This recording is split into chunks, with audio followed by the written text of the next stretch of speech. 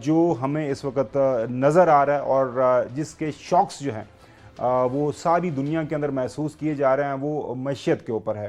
معیشت دنیا کی جو ہے وہ اس وقت بہت زیادہ پریشر فیل کر رہی ہے۔ اس کی بنیادی وجہ آئل اینڈ گیس کے جو ظاہر ہے اس کی ترسیل ہے، پرشین گلف، مشرق وسطیٰ، یہ سارے ظاہر ہے، قطر ہے، یو اے ای ہے، بحرین ہے، عرب ممالک، سعودی عربیہ، جہاں سے جو آئل اینڈ گیس کی ترسیل ہوتی ہے ساری دنیا کو، وہ متاثر ہوئی ہے۔ اسٹریٹ آف ہارموز 20% دنیا کی جو تجارت ہے اس حوالے سے اس راستے سے ہوتی ہے، وہ بھی بند ہے، تو جس کی وجہ سے اس کے اوپر بات ہو رہی ہے۔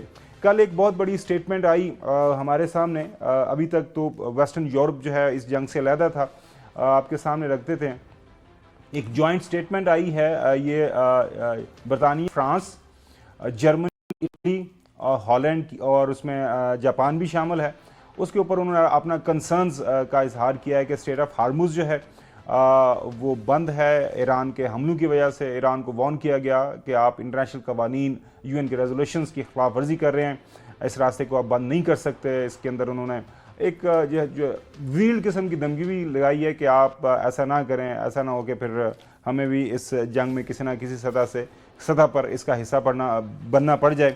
انٹرنیشنل جو آئل پرائسز ہیں اس وقت جو ہے ناظرین، 28 فروری کو جو جنگ شروع ہوئی تھی تب سے لے کے ابھی تک جو ایک فیئر اسیسمنٹ ہے اس کے اندر 50% جو ہے وہ اضافہ ہو چکا ہوا ہے، اور اسے آپ بخوبی اندازہ لگا سکتے ہیں کہ اس کا جو اثر ہے ساری دنیا کے اندر محسوس کیا جا رہا ہے۔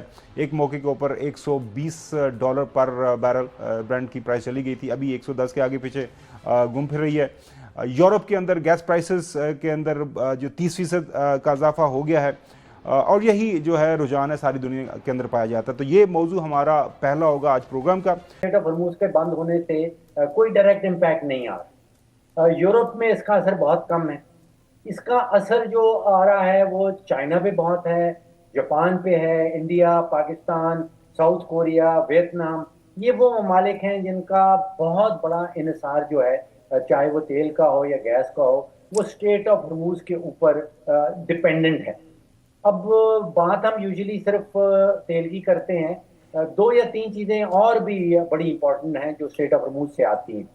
اب دیکھیے کہ ہیلیم ایک سبسٹنس ہے، وہ خاص طور پہ میڈیکل اکوپمنٹ میں، وہ ایم آر آئی کے اوپر، ایم آر آئی کی مشینیں اس کے بغیر نہیں چلتی، اور وہ تقریباً 50% پوری دنیا کا جو ہے وہ اسٹریٹ آف ہارموز سے گزرتا ہے، اور وہ گلف کی کنٹری جو ہے پروڈیوس کرتی ہیں۔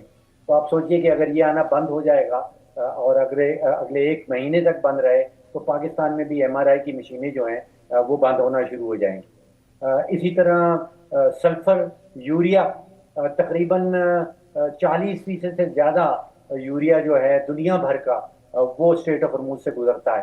اور پھر آپ سوچئے کہ جب فصل اگانے کا وقت شروع ہوتا ہے، جب یوریا ڈالنے کا وقت شروع ہوتا ہے تو وہ بڑا کرٹیکل ہو جاتا ہے، اور اگر وہ یوریا بند ہوتا ہے تو پھر وہ فصل جو ہے اس کے اوپر بہت بڑا اثر ہونے لگے گا۔